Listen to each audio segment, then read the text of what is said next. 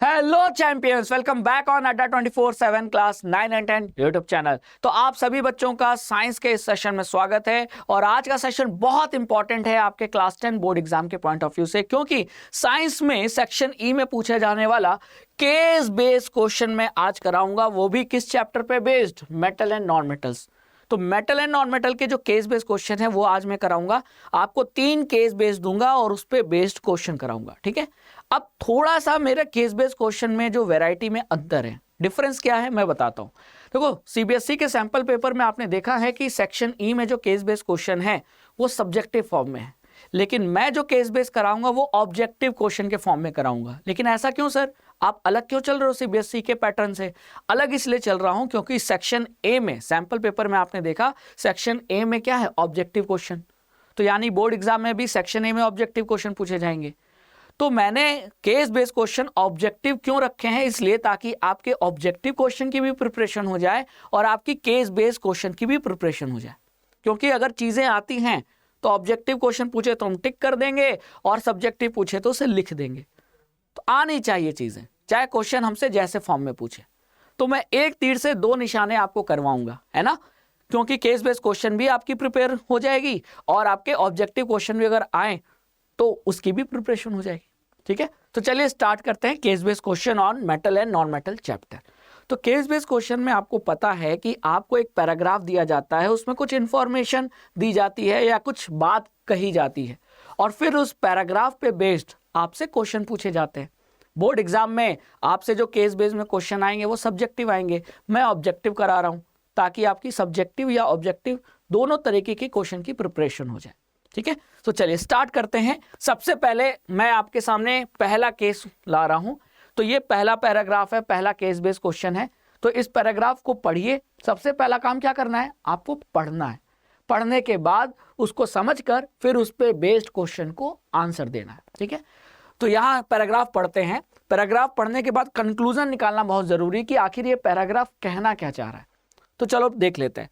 लिखा है, metals as we know are very useful in all fields industries in particular. Metal बहुत सारे useful होते हैं, खासतौर से इंडस्ट्रीज में, है ना।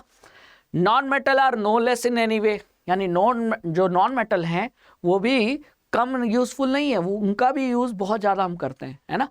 ऑक्सीजन नॉन मेटल है। अब बताने के लिए कि नॉन मेटल भी हम बहुत ज्यादा यूज करते हैं, उसने ऑक्सीजन का एग्जांपल लिया है कि oxygen present in air is essential for breathing as well as for combustion.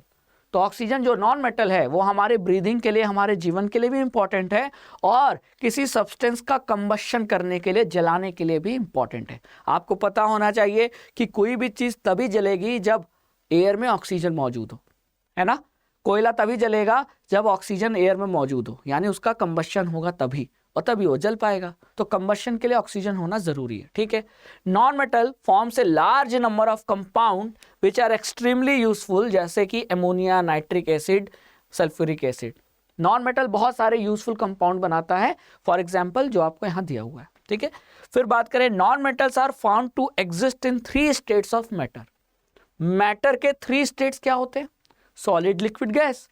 तो यानी नॉन मेटल सॉलिड फॉर्म में भी कुछ पाए जाते हैं, कुछ लिक्विड फॉर्म में पाए जाते हैं और मैक्सिमम गैस फॉर्म में भी पाए जाते हैं। यानी मैटर के तीनों स्टेट में पाए जाते हैं कौन, नॉन मेटल्स। ये लिखा है, only solid non metals are expected to be hard.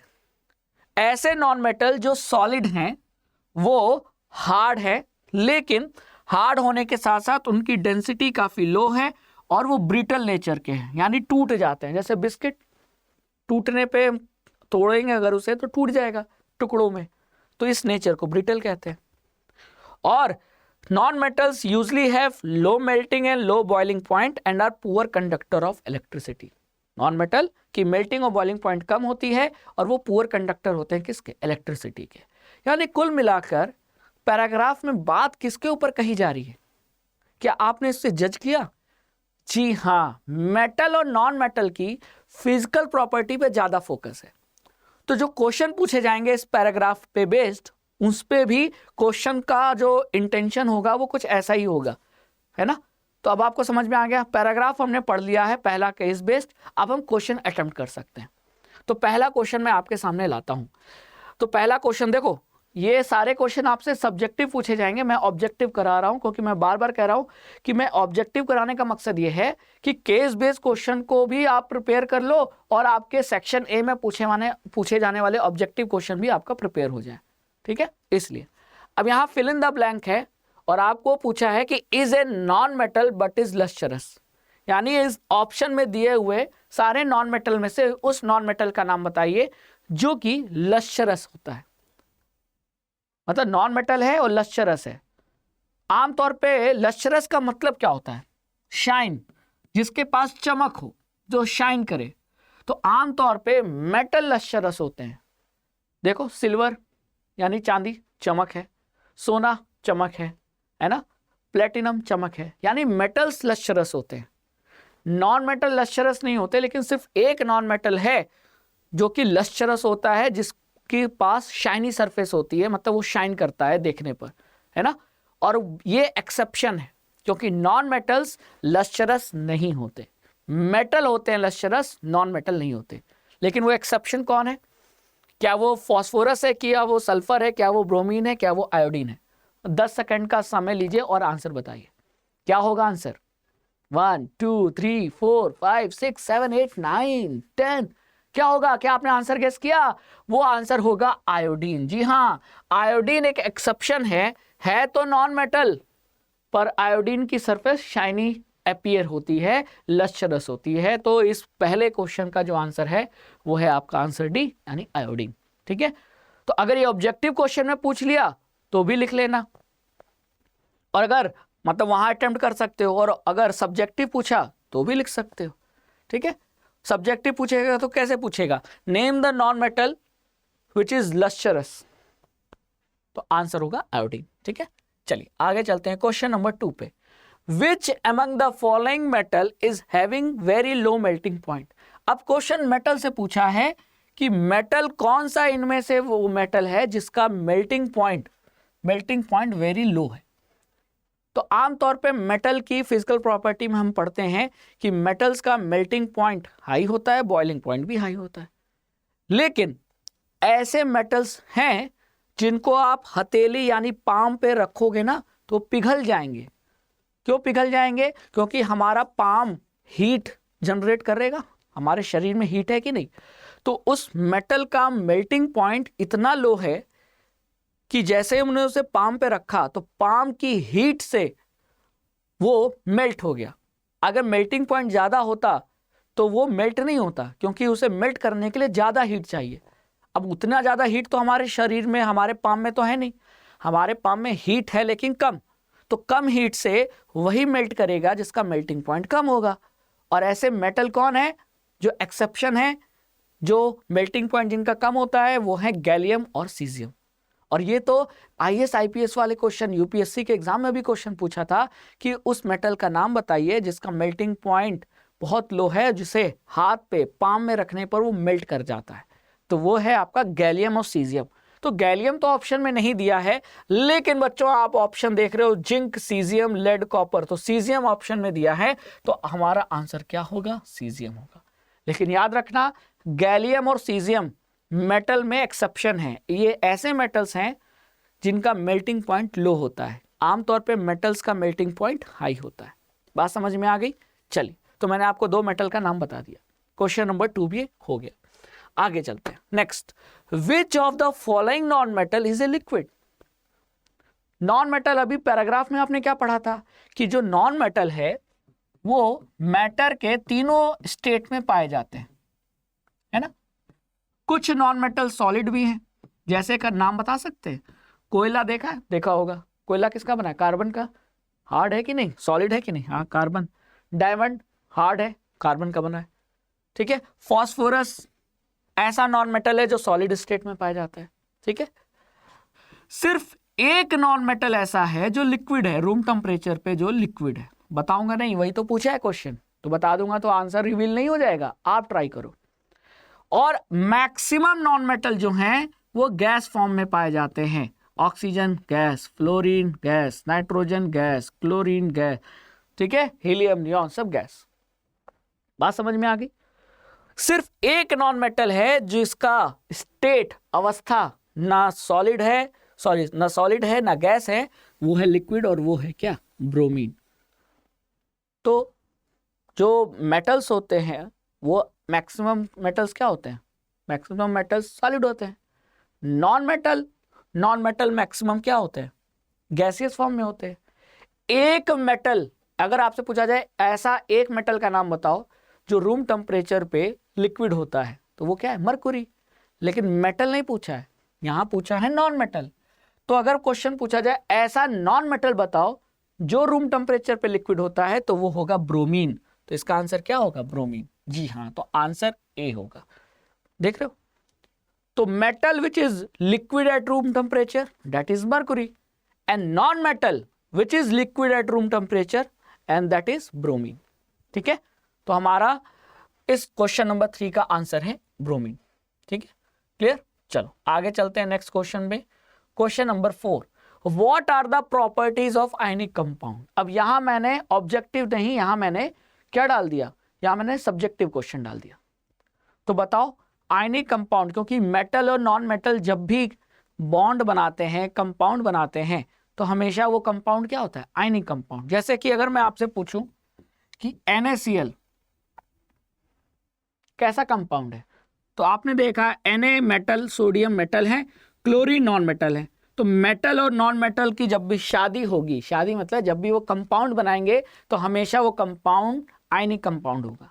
ठीक है, लेकिन एक नॉन मेटल दूसरे नॉन मेटल के साथ कंपाउंड बनाए, जैसे कि CCl4, कार्बन भी नॉन मेटल, क्लोरीन भी नॉन मेटल।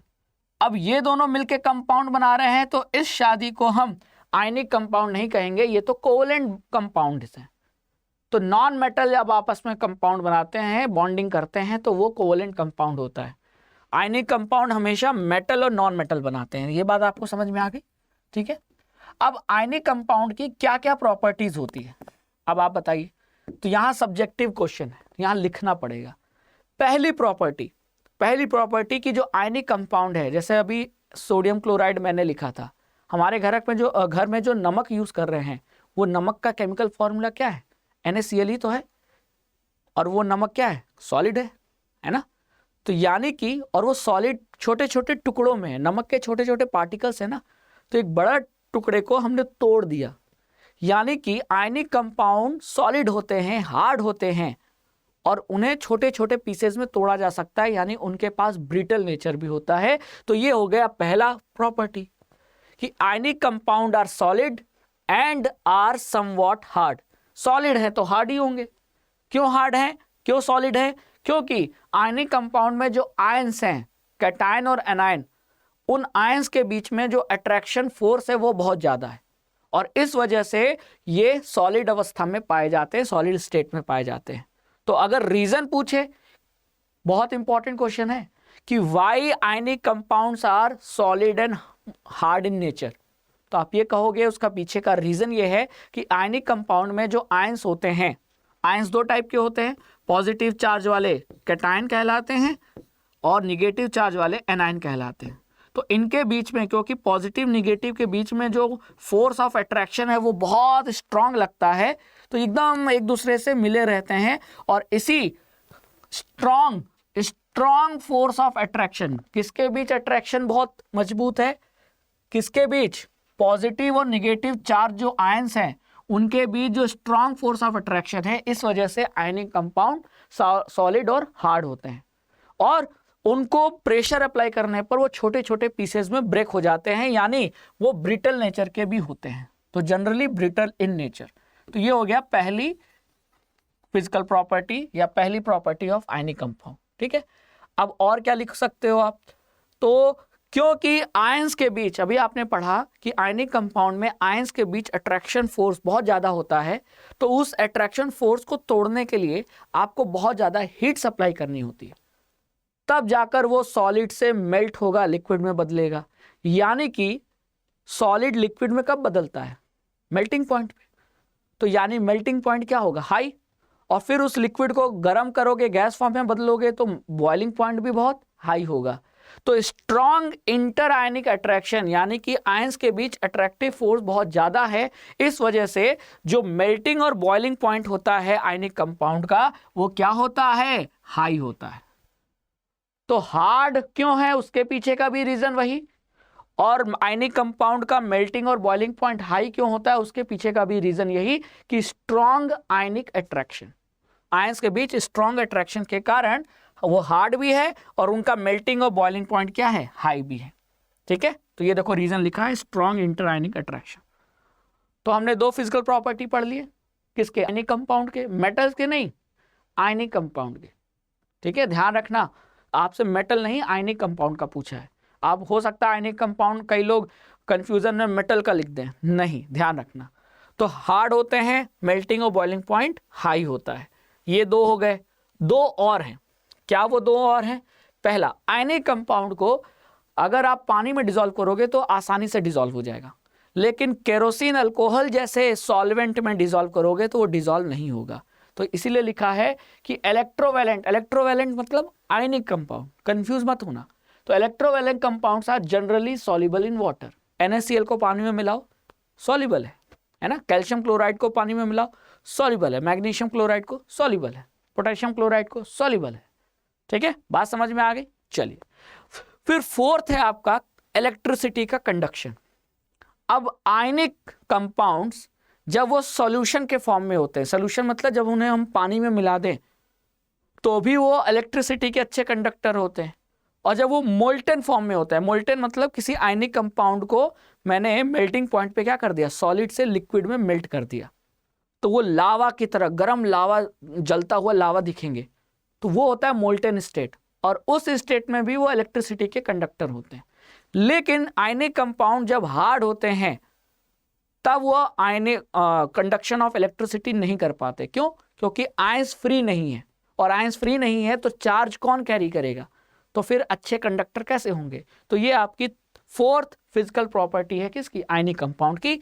वही चीज यहां लिखी है कि the conduction of electricity through solution involves the movement of charge particle.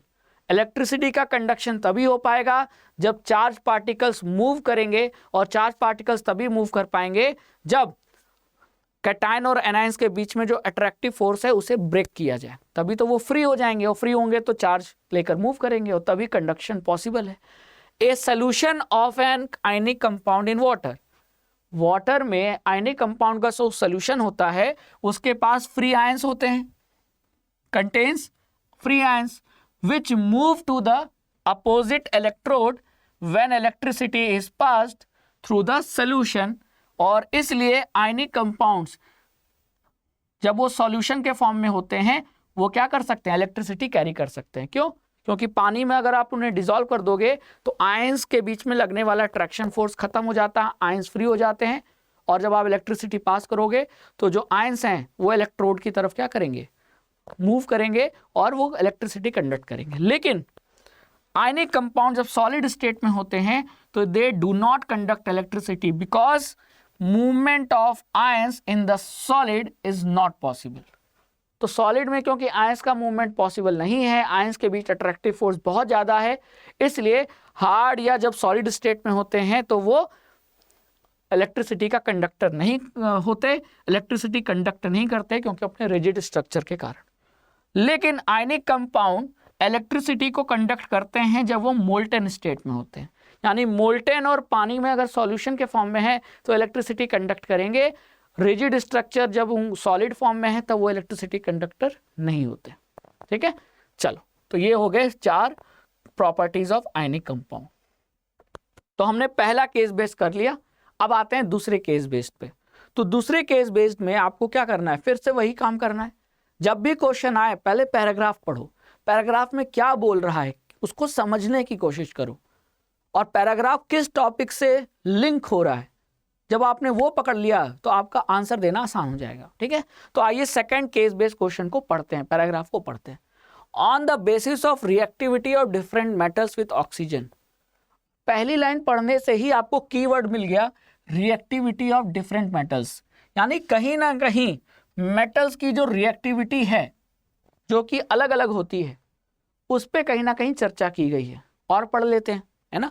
तो on the basis of reactivity of different metals with oxygen, water and acid as well as displacement reaction, the metals have been arranged in the decreasing order of their reactivity.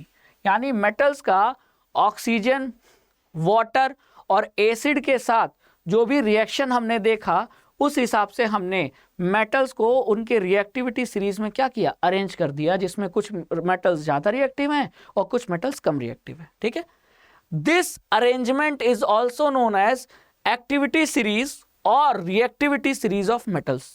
तो ये metals को जो हमने arrange किया on the basis of their reactivity with acid, with water, with oxygen, इसी series को हम metals की रिएक्टिविटी सीरीज कहते हैं। ठीक है, तो ये कहीं ना कहीं कंसेप्ट हमको ये पता चल गया कि आगे जो भी क्वेश्चन पूछे जाएंगे हमसे, वो मेटल की रिएक्टिविटी सीरीज से पूछे जाएंगे। क्लियर? फिर आगे चलते हैं, नेक्स्ट पैराग्राफ इसमें देख लेते हैं। The basis of reactivity is the tendency of metal to lose electron. कौन मेटल ज्यादा रिएक्टिव है, ऐसा कब कहेंगे? अगर हमने कहा कि सोडियम ज्यादा रिएक्टिव है, क्यों? तो मेटल वही ज्यादा रिएक्टिव है जो आसानी से अपना इलेक्ट्रॉन लूज कर दे, क्योंकि हमने पढ़ा है कि मेटल जब किसी नॉन मेटल के साथ कंबाइन होता है तो आयनिक कंपाउंड बनता है। तो आयनिक कंपाउंड में मेटल हमेशा इलेक्ट्रॉन को डोनेट करता है, लूज करता है, और इसीलिए मेटल पे पॉजिटिव चार्ज आता है, तो वो फिर अब आयन बन गया। कौन सा आयन? कैटायन बन गया। तो जो मेटल जितना आसानी से इलेक्ट्रॉन लूज करेगा वो उतना ज़्यादा रिएक्टिव होगा, ये इसका मतलब है। तो हम पढ़ते हैं कि सोडियम पोटेशियम बहुत ज़्यादा रिएक्टिव मेटल है। क्यों? क्योंकि उनसे आसानी से इलेक्ट्रॉन कोई और नहीं लूज करता। सोडियम पोटेशियम बहुत आसानी से इलेक्ट्रॉन लूज कर देते हैं। और कोई मेटल है जैसे सिल्वर, गोल्ड, जो अपना इलेक्ट्रॉन पकड़ के रखे हैं, मैं नहीं जाने दूंगा, तो जिसकी इलेक्ट्रॉन को लूज करने की टेंडेंसी कम, तो फिर वो मेटल की रिएक्टिविटी भी कम। बात समझ में आ गई? ये इस लाइन का मतलब है। If a metal can lose electron easily to form positive ion, it will react readily with other substance.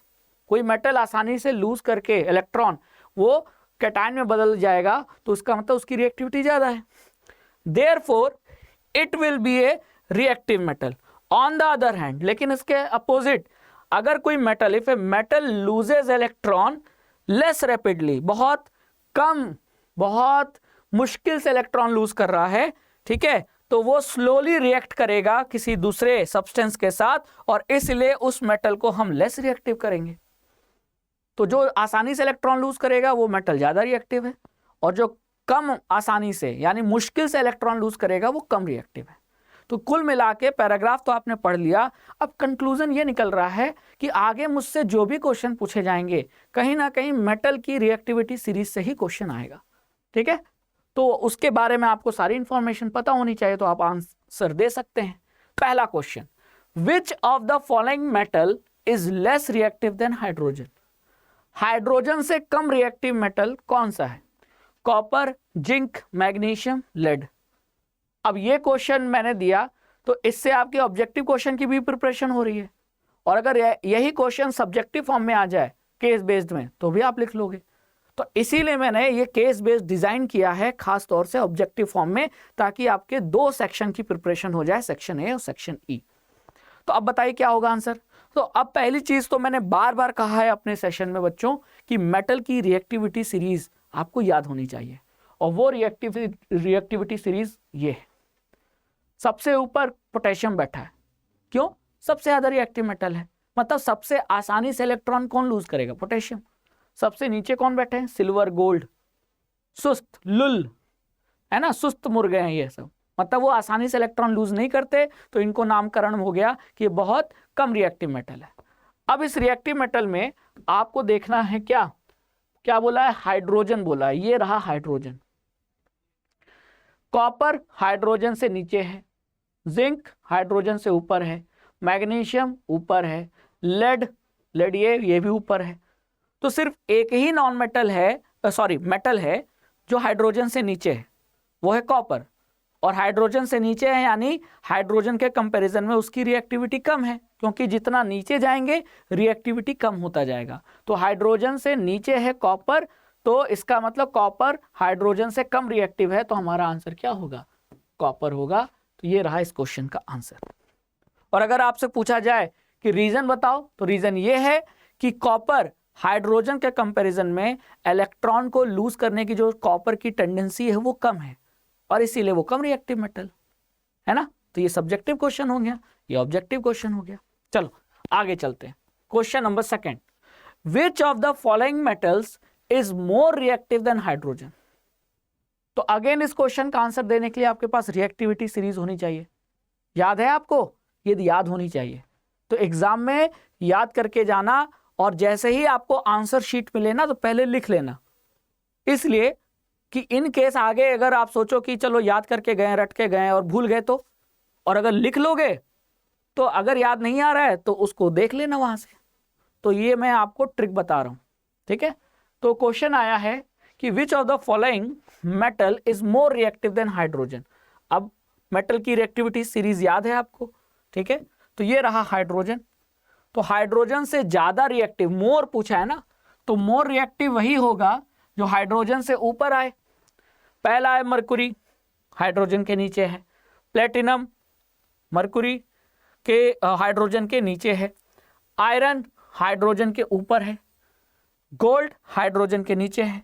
तो यानी कि आंसर क्या होगा बच्चा? आंसर होगा आयरन होगा, क्योंकि आयरन एक ऐसा मेटल है जो हाइड्रोजन के ऊपर आता है रिएक्टिविटी सीरीज में, तो हाइड्रोजन से ज्यादा रिएक्टिव है।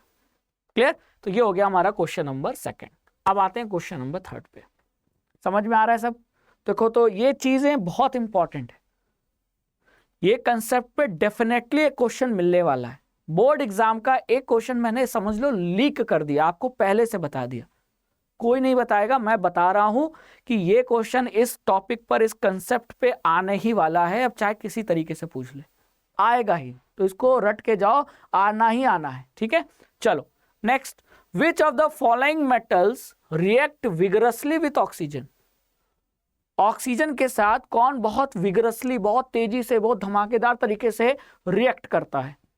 तो वही रिएक्ट करेगा मेटल जिसकी रिएक्टिविटी ज्यादा होगी। Zinc, magnesium, sodium, copper. अब आप ही बताओ इन चारों में कि सबसे ज्यादा रिएक्टिव मेटल कौन है? तो जरा रिएक्टिविटी सीरीज में देख लेते हैं। जिंक, ये रहा जिंक। मैग्नीशियम ये रहा। सोडियम ये रहा। कॉपर ये रहा।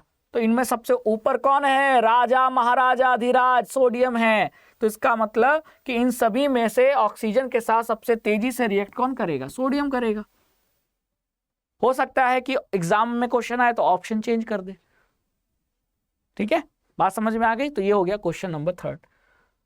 क्लियर? देखो, और क्योंकि ऑक्सीजन कहां पाया जाता है? हवा में। हवा में ऑक्सीजन के साथ ये पोटेशियम, सोडियम इतना तेजी से रिएक्ट करते हैं कि आग पकड़ लेता है। इसीलिए कभी भी सोडियम पोटेशियम को खुले हवा में नहीं रखा जाता, क्योंकि आग लगने का चांस है। इसीलिए सोडियम पोटेशियम को डुबा के रखा जाता है, किसमें? केरोसिन ऑयल में। तो ये भी क्वेश्चन आता है। तो ये एनसीईआरटी की लाइन है कि metal such as potassium and sodium react so vigorously that they catch fire if kept in the open. Open मतलब खुली हवा में रखा जाए तो खुली हवा में ऑक्सीजन के साथ इतना तेजी से विगरसली रिएक्ट करते हैं कि इनमें आग लग सकती है। तो एक्सीडेंट, आग का खतरा ना हो, इसीलिए सोडियम पोटेशियम जैसे मेटल्स को केरोसिन में इमर्ज्ड यानी डुबा के रखते हैं। तो अगर क्वेश्चन आए कि why sodium is kept immersed in kerosene oil, sodium को केरोसिन ऑयल में डुबा के क्यों रखते हैं, तो ये आंसर है उसका, और ये सब्जेक्टिव फॉर्म में आ सकता है। अगर ऐसा पैराग्राफ रहा, केस बेस्ड रहा, तो ये क्वेश्चन आ सकता है। तो ये मतलब मैंने आपको एक और क्वेश्चन बता दिया, ठीक है। चलिए आगे चलते हैं, क्वेश्चन नंबर 4 पे चलते हैं। यहां आपको 4 मेटल दिए गए हैं और उनके रिएक्टिविटी का सही करेक्ट ऑर्डर बताना है आपको। तो विच of the following represent the correct order of reactivity for the given metals. अब आप बताइए तो रिएक्टिविटी का करेक्ट ऑर्डर क्या होगा? आइए देख लेते हैं। यहां हमेशा 4 ही मेटल हैं, sodium, magnesium, aluminium, copper. Magnesium, sodium, aluminium, copper. Sodium, magnesium, copper, aluminium. Magnesium, aluminium, sodium, copper. तो ऐसे क्वेश्चन में ना सबसे पहला काम किया करो कि सबसे ज्यादा और सबसे कम पहले उसको पकड़ा करो। तो आप ही बताओ इनमें से सबसे ज्यादा रिएक्टिव कौन लग रहा होगा? सोडियम। तो सबसे ऊपर आएगा सोडियम और सबसे कम रिएक्टिव कौन है? कॉपर।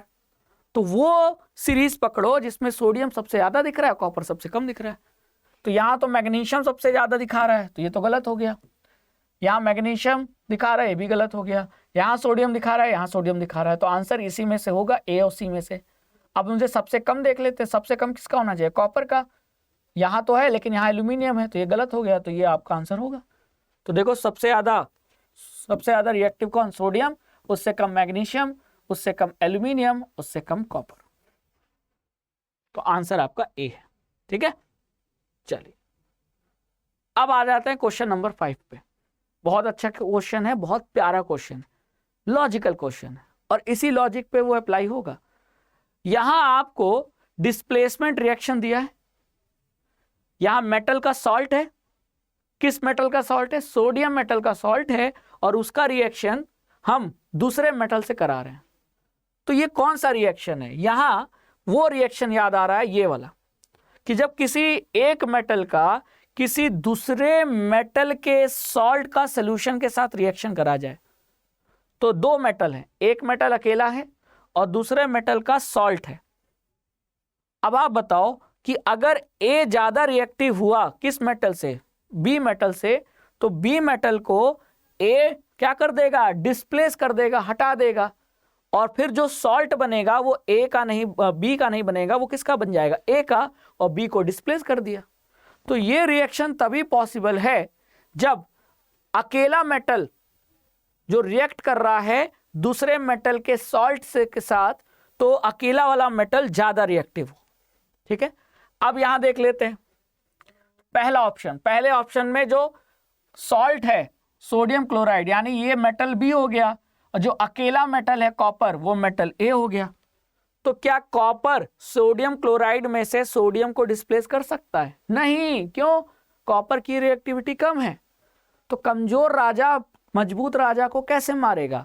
ठीक उसी तरह कमजोर मेटल, कम रिएक्टिव मेटल दूसरे हाई रिएक्टिव मेटल के सॉल्ट से इस मेटल को डिस्प्लेस कर पाएगा? नहीं कर पाएगा। तो पहला ऑप्शन नहीं होगा, गलत। फिर MgCl2 और एल्यूमिनियम मेटल, तो ये मैग्नीशियम का सॉल्ट का सॉल्यूशन है और इसका रिएक्शन हम एल्यूमिनियम मेटल से करा रहे हैं। तो हमको ये देखना है कि जो अकेला मेटल है क्या वो दूसरे मेटल के सॉल्ट में से सॉल्ट को, मतलब मेटल को डिस्प्लेस कर पाएगा। उल्टा मत देखना, उल्टा देखोगे तो गलत हो जाएगा। ठीक है, ये मत सोचना अरे ये सोडियम है ये कॉपर, हाँ सोडियम कॉपर को डिस्प्लेस कर देगा। बात समझ में आई? ऐसे नहीं देखना है आपको, ऐसे देखना है रिवर्स ऑर्डर में, कि जो मेटल सॉल्ट के फॉर्म में है उसका रिएक्शन हमने सिंगल मेटल के साथ कराया, मतलब मेटल ए आपका अकेला है, तो क्या ये मेटल इस दूसरे सॉल्ट में से इस मेटल बी को रिप्लेस कर सकता है? तो वो आपको चेक करना। अब यहां मेटल ए कौन हो जाएगा? एल्यूमिनियम, और यहां मेटल बी कौन हो जाएगा? मैग्नीशियम। तो क्या एल्यूमिनियम मैग्नीशियम को डिस्प्लेस कर पाएगा? नहीं। क्यों? क्योंकि एल्यूमिनियम मैग्नीशियम के कंपैरिजन में कम रिएक्टिव मेटल है। फिर यहां देखो आयरन सल्फेट और सिल्वर मेटल, तो क्या सिल्वर आयरन को डिस्प्लेस कर पाएगा? आयरन यहां, सिल्वर यहां, तुम कहां हम कहां, यानी कि सिल्वर में ताकत नहीं है, तो ये भी डिस्प्लेस नहीं कर पाएगा। तो इन तीनों में आपको डिस्प्लेसमेंट रिएक्शन नहीं दिखेगा। लेकिन सिल्वर नाइट्रेट का हमने रिएक्शन कराया कॉपर मेटल के साथ, तो जो अकेला मेटल है वो कॉपर है और जो सॉल्ट है वो सिल्वर का बना है जो कि कम रिएक्टिव मेटल है। तो क्योंकि ये जो मेटल बी है वो इस मेटल ए के कंपैरिजन में कम रिएक्टिव है, यानी अब ये कॉपर आएगा तो इस सॉल्ट में से सिल्वर को हटा देगा, क्योंकि कॉपर ज्यादा रिएक्टिव मेटल है और सिल्वर कम रिएक्टिव मेटल है, तो कॉपर सिल्वर को डिस्प्लेस कर सकता है। तो आपको डिस्प्लेसमेंट रिएक्शन सिर्फ डी केस में दिखाई देगा, और ये रहा इसका आंसर। बात समझ में आ गई? क्लियर? आगे चला जाए, समझ में आ रहा है? चलिए अब आ जाते हैं next and last case based question. ठीक है, केस 3। ठीक है, स्टार्ट करते हैं। पहले पढ़ना, all metal do not react with oxygen at same rate. सभी मेटल ऑक्सीजन के साथ सेम रेट पे रिएक्ट नहीं करते। Different metal show different reactivity towards oxygen.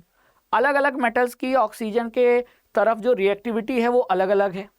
Metal such as sodium potassium बहुत तेजी से विगरसली रिएक्ट करते हैं ऑक्सीजन के साथ, इसीलिए उनमें आग लग जाती है जब उन्हें ओपन में रखा जाता है। इसीलिए उनको प्रोटेक्ट करने के लिए, आग न लगे, सोडियम पोटेशियम को केरोसिन में डिप करके, इमर्स करके, डुबा के रखा जाता है। ठीक है, फिर आगे चलते हैं। At ordinary temperature the surface of metal such as magnesium, aluminium, zinc, lead are covered with a thin layer of oxide. आमतौर पे एक नॉर्मल टेम्परेचर पे मेटल को आप हवा में रखेंगे ना, तो हवा में मौजूद ऑक्सीजन के साथ मेटल रिएक्ट करके मेटल ऑक्साइड बना लेता है और उस मेटल ऑक्साइड की लेयर ऊपर जम जाती है मेटल के सरफेस पे। ठीक है, और ये जो मेटल ऑक्साइड की लेयर जम गई, the preventive oxide layer prevents the metal from further oxidation. अब ये मेटल ऑक्साइड की लेयर जो ऊपर जम गई, किसके ऊपर? मेटल के ऊपर, क्योंकि मेटल का जो ऊपर वाला सरफेस था उसने ऑक्सीजन के साथ रिएक्शन किया और बना लिया मेटल ऑक्साइड।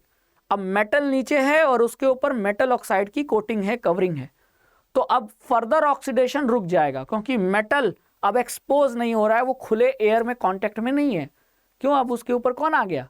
किसने कवरिंग कर ली? मेटल ऑक्साइड की कवरिंग हो गई। ठीक है, और इसीलिए उसका फर्दर ऑक्सीडेशन नहीं हो पाता। ठीक है, iron does not burn on heating but iron filings burn vigorously when sprinkle on the flame of burner.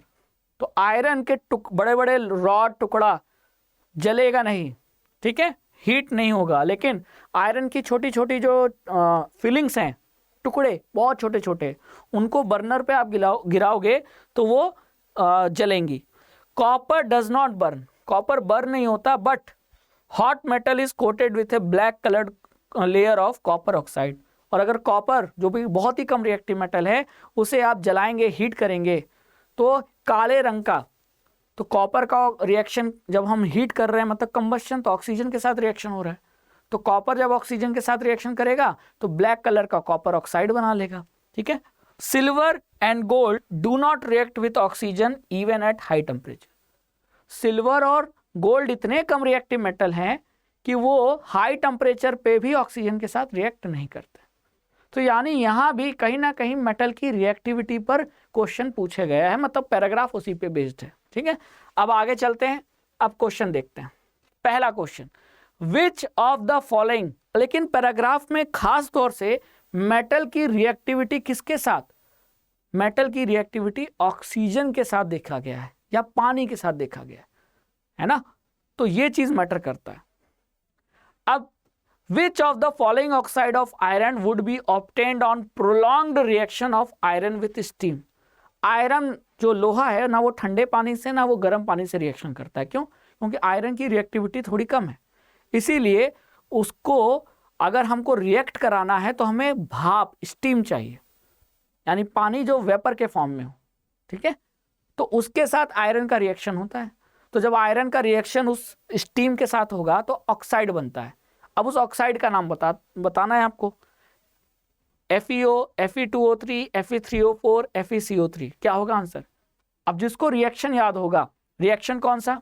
ये देखो रिएक्शन साफ साफ लिखा है कि ये NCERT का लाइन है कि मेटल जैसे कि एल्यूमिनियम, आयरन, जिंक, याद रखना 3 मेटल, एग्जाम में आ गया तो आप लोग जो पढ़ रहा है उसी का भला होगा।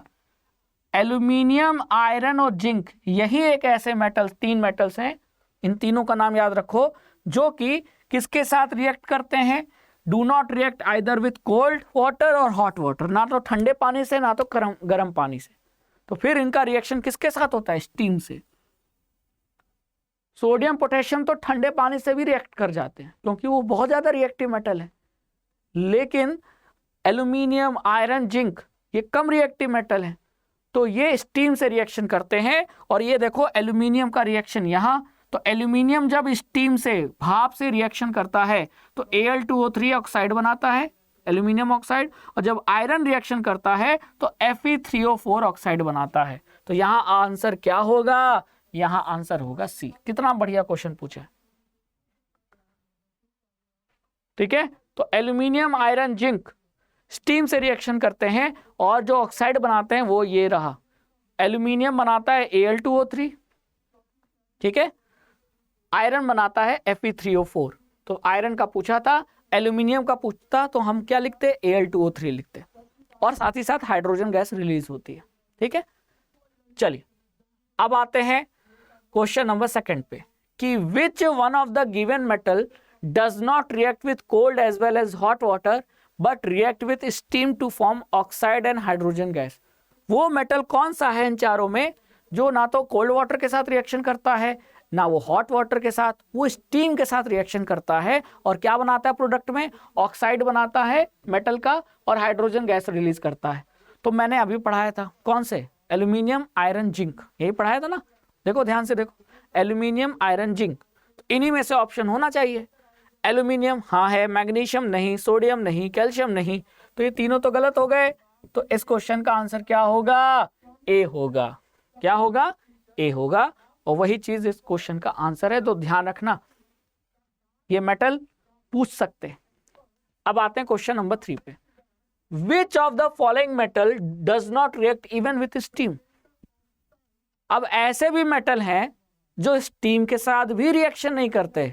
पैराग्राफ ध्यान से पढ़ना, उसमें था, है ना। अब पैराग्राफ पे जाओ, इसीलिए मैंने बोला पैराग्राफ को ध्यान से पढ़ना होता है।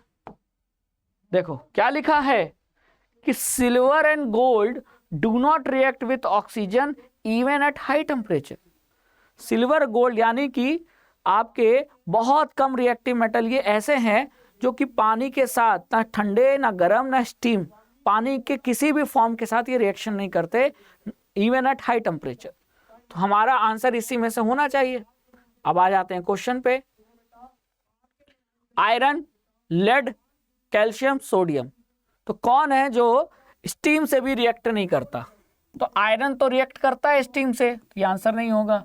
लेड का पता नहीं, कैल्शियम, सोडियम ये तो बहुत ज्यादा रिएक्टिव मेटल हैं, ये तो रिएक्ट कर जाएंगे, ये तो ठंडे पानी से कर जाएंगे, तो स्टीम तो बहुत दूर की बात है, स्टीम से तो करेंगे करेंगे जब ठंडे पानी से कर जा रहे। तो आंसर क्या होगा, आंसर होगा लेड, है ना। तो ये ध्यान रखो, देखो क्या लिखा है, लेड, कॉपर, सिल्वर, गोल्ड। अब पैराग्राफ में सिल्वर गोल्ड तो लिखा था, लेकिन ये दो मेटल नहीं लिखे थे। तो ये 4 मेटल याद कर लो, लेड, कॉपर, सिल्वर, गोल्ड, ये पानी के साथ बिल्कुल ही नहीं रिएक्शन करते, चाहे पानी ठंडा हो, गर्म हो या स्टीम हो। क्यों, क्योंकि ये तो आयरन और जिंक, एल्यूमिनियम के भी नीचे आते हैं रिएक्टिविटी सीरीज में, ये सबसे कम रिएक्टिव मेटल में से है ना। तो इनकी रिएक्टिविटी इतनी कम है कि ये स्टीम, पानी गर्म होकर भाप बन गया है तब भी ये रिएक्शन नहीं हो रहा है। तो आंसर इसमें से दिया था लेड, तो हमारा आंसर लेड होगा। लेकिन ये 4 मेटल आपको पता होने चाहिए, ठीक है, क्लियर। चलो फिर नेक्स्ट पूछा है कि विच of the following statement regarding the reaction of sodium with cold water is correct. Sodium का जब ठंडे पानी के साथ रिएक्शन होता है तो उस रिएक्शन के बारे में यहां 4 ऑप्शन दिया है, सही ऑप्शन क्या है। तो हमको यह पता होना चाहिए कि सोडियम को अगर हम ठंडे पानी के साथ रिएक्शन कराएंगे तो क्या होगा, बताइए। तो देखो ध्यान से, metal such as potassium and sodium react violently with cold water. Violently क्यों, क्योंकि ये जो रिएक्शन के बाद हाइड्रोक्साइड बना, जैसे ध्यान से देखो, पोटेशियम ठंडे पानी के साथ रिएक्शन किया तो potassium hydroxide plus hydrogen gas, sodium ठंडे पानी के साथ रिएक्शन किया तो sodium hydroxide plus hydrogen gas. अब इस हाइड्रोजन गैस में आग लग जाती है क्योंकि ये रिएक्शन एक्सोथर्मिक है, तो ये जो एनर्जी रिलीज हो रही है ये एनर्जी इस हाइड्रोजन को और जला देती है और इसलिए ब्लास्ट जैसा यानी आग पकड़ लेता है, इसलिए रिएक्शन को क्या कहा जा रहा है, वायलेंट हो रहा है। तो यानी रिएक्शन एक्सोथर्मिक है, रिएक्शन वायलेंट है, और रिएक्शन में कौन सी गैस प्रोड्यूस हो रही है, हाइड्रोजन गैस। तो अब आप चेक कर लीजिए, पहले में लिखा था एंडोथर्मिक, तो ये तो गलती हो गया। क्यों, क्योंकि रिएक्शन आपका एक्सोथर्मिक है, साफ साफ दिख रहा है कि रिएक्शन में एनर्जी प्रोड्यूस हो रही है। सोडियम पोटेशियम का पानी के साथ जब रिएक्शन होता है तो ये रिएक्शन एक्सोथर्मिक होता है क्योंकि एनर्जी रिलीज हो रही है। तो एंडोथर्मिक वाले ऑप्शन तो पहले गलत हो गए, है ना। अब ये एनसीईआरटी की एक एक लाइन पढ़ा रहा हूं मैं। अब बात आता है एक्सोथर्मिक होता है, हाँ, लेस वायलेंट की वायलेंट होता है, तो अभी आपने कहा वायलेंट होता है। और कौन सी गैस प्रोड्यूस होती है, हाइड्रोजन गैस प्रोड्यूस होती है। तो हमारा सही ऑप्शन क्या है, सी, ठीक है, क्लियर। तो ये था हमारा 3 केस बेस्ड क्वेश्चन पे बेस्ड क्वेश्चन की प्रैक्टिस, जिसमें आपका ऑब्जेक्टिव क्वेश्चन की भी प्रैक्टिस मिली आपको और सब्जेक्टिव क्वेश्चन की भी प्रैक्टिस मिली। तो आई होप कि इस तरीके के मेटल एंड नॉन मेटल के जो केस बेस्ड क्वेश्चन है वो पूछे जाएंगे और केस बेस्ड क्वेश्चन को अटेम्प्ट करने का आपको तरीका भी बताया। तो आई होप कि इस वीडियो से आपका केस बेस्ड क्वेश्चन काफी स्ट्रांग हुआ होगा। तो मैं आपके लिए और केस बेस्ड क्वेश्चन लेकर आऊंगा, तो जुड़े रहिए अड्डा 24/7 क्लास 9 एंड 10 यूट्यूब चैनल पे। Thank you so much.